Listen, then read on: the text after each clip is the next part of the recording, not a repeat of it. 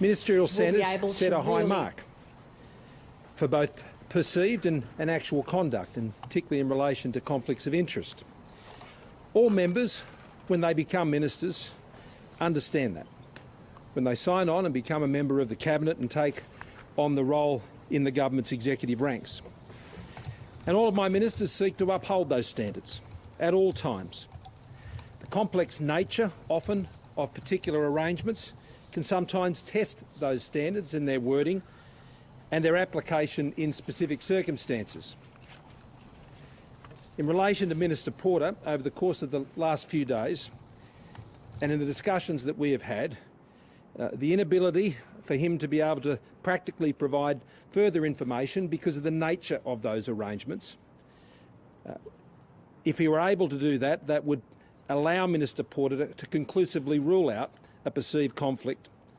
And as a result of him acknowledging that, he has this afternoon taken the appropriate course of action to uphold those standards by tendering his resignation as a minister this afternoon, and I have accepted his resignation. His actions have been about upholding the standards. Our discussions today were about upholding those standards. We each believe they're incredibly important. And it isn't just about actual conflicts, it is about, under the standards, for ministers to have an obligation to avoid any perception of conflicts of interest. And that is what ultimately has led the minister to make that decision this afternoon. I want to thank Minister Porter for his service in my government. I want to thank him for his service as the Minister for Industry, Science and Technology, most recently. I want to thank him for his role as Attorney-General for several years, not only under my government, but under my predecessor.